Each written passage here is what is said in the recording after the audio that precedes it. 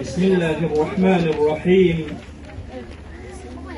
ولا تحسبن الله غافلا عما يعمل الظالمون. بيان التعاطف والتأييد الجماهيري في محافظة حلب.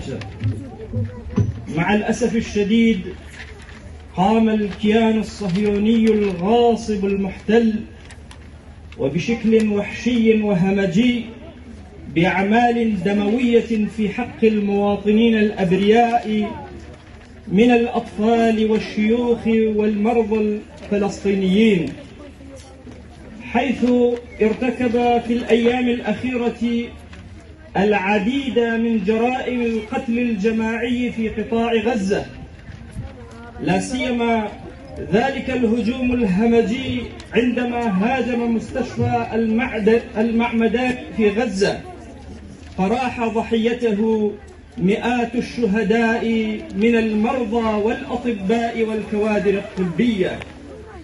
فهذه الأعمال القذرة الجبانة التي يمارسها صهاينة اليهود لا مثيل لها سوى ما وقعت في الحروب العالمية، وجرائم إسرائيل لها امتداد تاريخي مع جرائم أخرى ارتكبته في غضون 75 عاما التي تلت عمر ذلك الكيان الفاشي، وكل تلك الجرائم ارتكبه في غياب الموقف الدولي وأمام أنظار العالم المقنع بقناع حقوق الإنسان.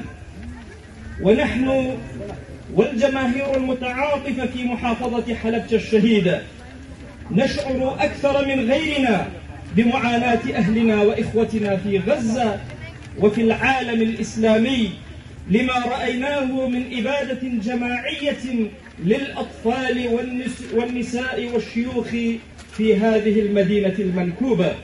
لذا أصبح الدفاع عن المظلومين هو طبيعة مدينتنا التي وقع عليها الظلم والقسوة كما وقع على إخواننا الفلسطينيين.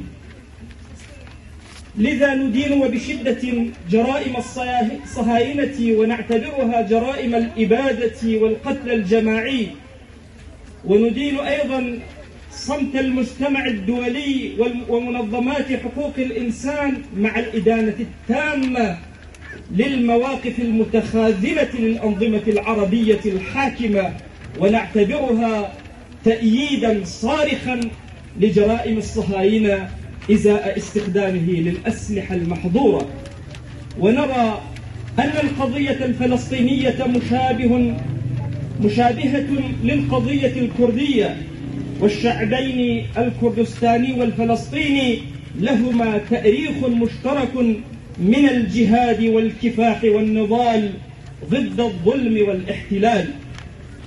وليعلم الجميع أن فلسطين والقدس المباركة لها مكانتها وقدسيتها بالنسبة لنا ولكل فرد من أفراد الشعب الكردي، وهي أولى القبلتين وثالث الحرمين الشريفين، ومكان الإسراء والمعراج لسيدنا وحبيبنا محمد، وموطن الأنبياء الكرام عليهم وعلى نبينا أفضل الصلاة والسلام. والقضية الفلسطينية بغض النظر عن الجانب الإنساني لها بعد ديني عميق في قلوبنا. فالقائد الكردي المغوار صلاح الدين الأيوبي رحمه الله حررها سابقا، وحاليا تتطلع الشعوب المسلمة إلى الدور الكردي في تحرير القدس مرة أخرى.